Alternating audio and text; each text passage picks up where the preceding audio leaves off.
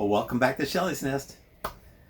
This week we are in Indiana, Elkhart, Indiana specifically, which, as you might know, is considered the RV capital of the world.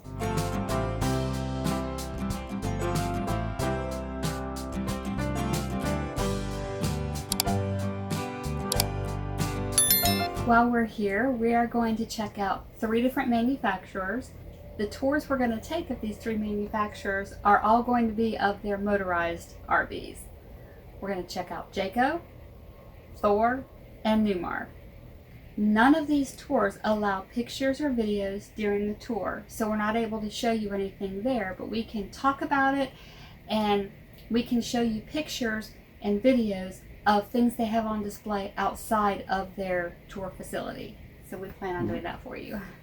We're recording this before some of the tours, so we're not sure what we're going to be able to show you. Yeah. So hopefully you'll find it interesting. Hi guys, guess where we are? We are in the car. Seriously, we are in Elkhart, Indiana. And Elkhart, if you guys don't know, is where a lot of the RVs are made.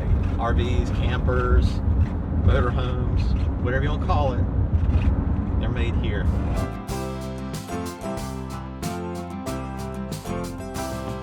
Today we're going to tour the Jayco plant. We're at the visitor center and we finished up our tour. They have some trailers on display we can go check out. So instead of inviting ourselves into different people's homes in the campground, we can check these out without intruding. And the even better thing is they're already powered, have air conditioning, so it's nice and cool in here. Yes. The tour itself was very interesting. We started off in their visitor center. We went on a trolley and John drove us around and explained what different buildings do. And there were just, like 20 or 25 different warehouse buildings. It was a ton of them. Yeah, but the first ones went by were actually the newest buildings, which are 81, 82, and 83. Assuming they're sequential, they're up to building number 83. Since it is the summertime and it's so hot, we learned that they get there at 5 a.m. The tour started at noon, so they were pretty much done on the line when we got there, and it was pretty warm inside that building. The tour we had today was of some of their Class C models. There were about 28 stations. The first thing that stood out was that their assembly line pushes the vehicles sideways.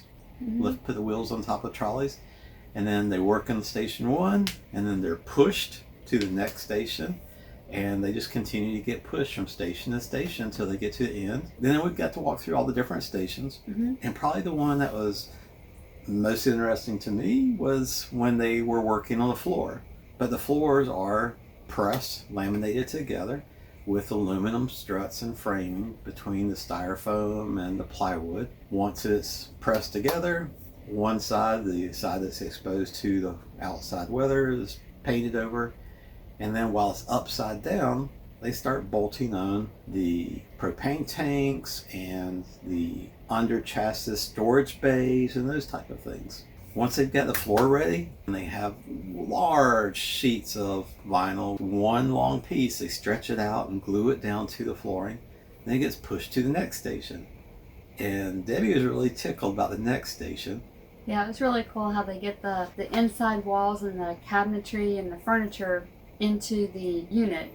There's just basically a big slide. When they need to get them into the RV, they go down the slide, and there's a fella who's strapped in, and he helps guide it down so that it doesn't crash into the unit. It's gently put in there, and then once he gets it where it needs to be, somebody pulls him back up the slope.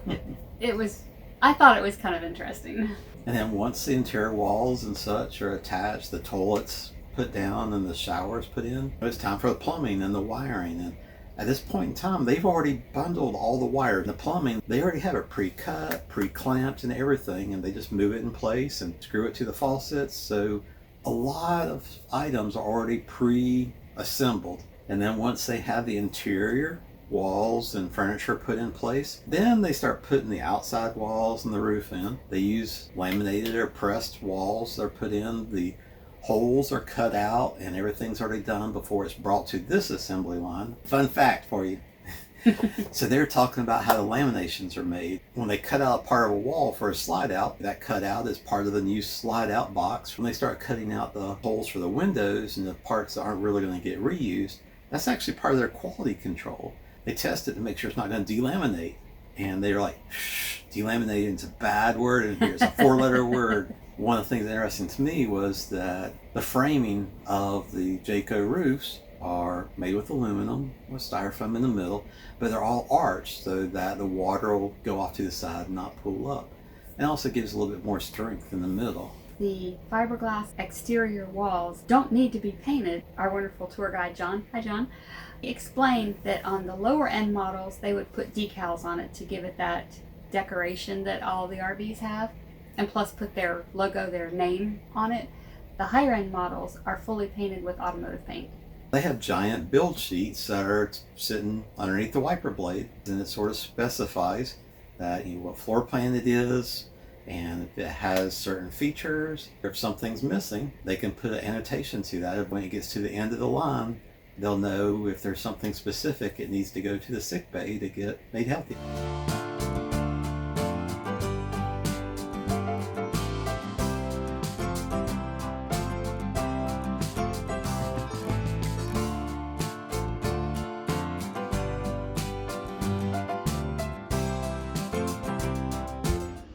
Debbie, guess how we're supposed to get up to the top bunk?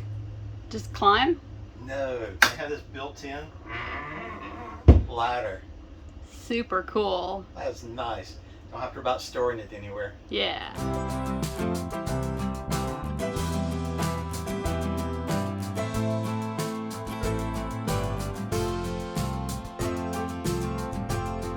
Today, we toured the Thor plant.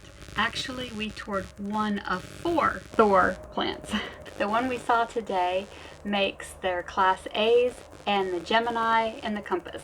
Our tour guide happened to be a salesperson. He was also familiar with this model line, so he's able to tell a lot of the upgrades and also some of the challenges they had during the COVID time, so that was interesting. Yes, it was. Some of the challenges that he explained to us that they faced during COVID was not only lack of help like everybody else, lack of actual product.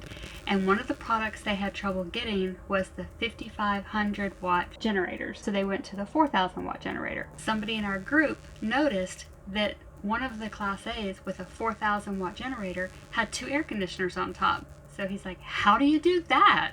Our tour guide explained that they added in a energy management system.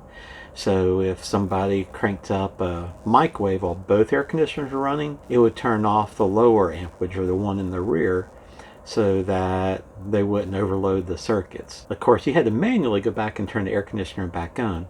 And also you may notice that some of their RVs shipped without ladders to get up on the roof. We've heard different things on the road about that. Mm-hmm. You know, some people say, oh, that's insurance reasons or just trying to save money. But no, it was supply chain problems. They just couldn't get the ladders in. And honestly, they would put the ladders on the higher end RVs, and the lower end ones, they would say, no, okay, we won't ship a ladder with those.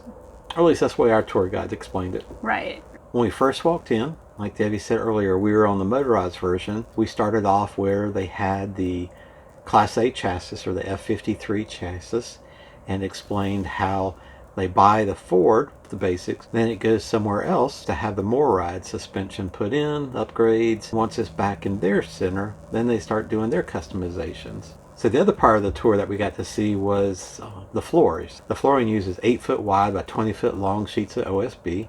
And if it's longer than that, then they just add some plywood to the end. The other thing that's cool when they had it flipped over is we got to see the bottom wasn't just covered with paint or something. They had a piece of fabric that's what I called it, that he said was laid down that helped protect from the weather, but also is reinforced, and he said it helps keep the rodents from trying to chew through the OSB board, so that was interesting. Yes, that'd be great if it works. Definitely. And while the floor is upside down, that's when they attach the propane. And that flooring is also made with the same structure that they make the sidewalls and the roof. And then once they get the outside attachments, like the storage bays and such attached, they flip it back over and drop it onto the metal framework that is part of the chassis. All of that is installed with the RVs like end to end. Once they get past that point, they're put on the dollies that go along a trail on the plant, so then they're pushed sideways to finish out the rest of the assembly.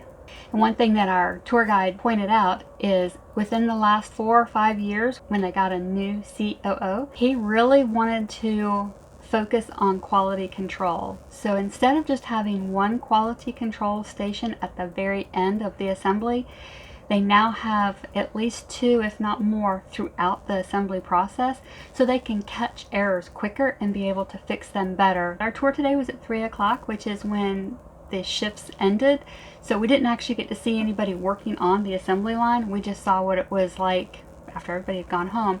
So at 3 in the afternoon in the middle of July, it was very hot. We enjoyed our Thor tour, and we look forward to Newmar next week.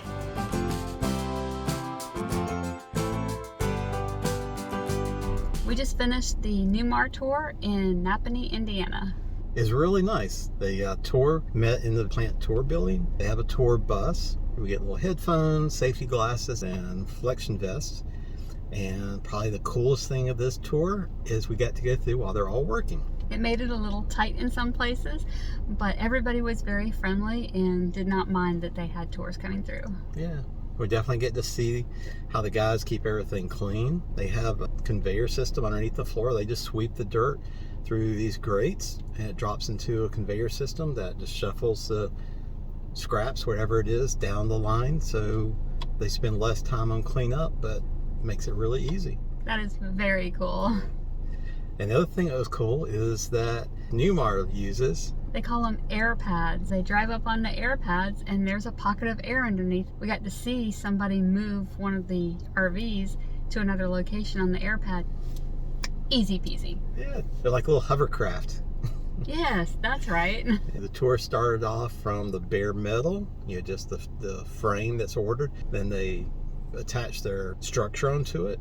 They call it Star. Basically, that's their form of strong and like structurally sound based. We got to see how the floors were made. Probably the biggest difference between Newmar and the others that we saw is Newmar does not use vacuum sealed or laminated methods to create their floors and walls.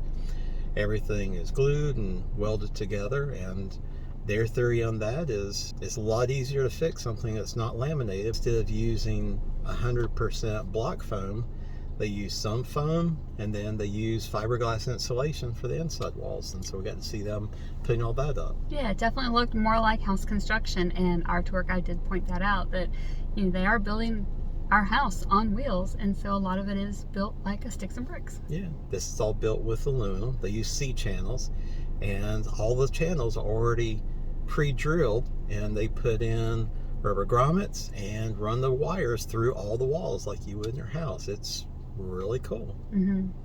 They have quality people walking around. There's apparently 2 different sections of the plant, and so they have 7 quality inspectors walking around one half and 7 in another half. If they find something that is not up to par, it gets recorded. Then it gets recorded when it's fixed, and I think it has a final sign-off. But they're doing that constantly because they can better fix something early on than after the coach is totally assembled. True. The whole way, they're testing every single system the entire time. So like, once they have the tanks installed, they fill up all the tanks with water. It stays that way through the whole build process. When the plumbing's there, they then pressurize the whole system and make sure at the end that there haven't been any leaks at all through the whole build process. The tour guide recommended that you don't use more than 60 psi in your water, which we don't do and most people don't, but they test it with 100 just to make sure that it is good quality and no leaks. Going through this tour facility was very eye-opening in just how good a quality Newmar is. We could tell by just walking through and listening to the tour guide that they use high quality products. Everything is handmade, hand assembled. Newmar is known for their high quality RVs, and we definitely saw that going through the tour. As always, it's pretty interesting to go and check out how RVs are made. If you're looking to buy an RV, I would definitely suggest taking the time or trying to go and tour the plant where they're made. If you're going to go do tours, don't go during the middle of the summer. Their buildings are not air conditioned. While they try to keep them cool, they definitely start getting warm later in the afternoons.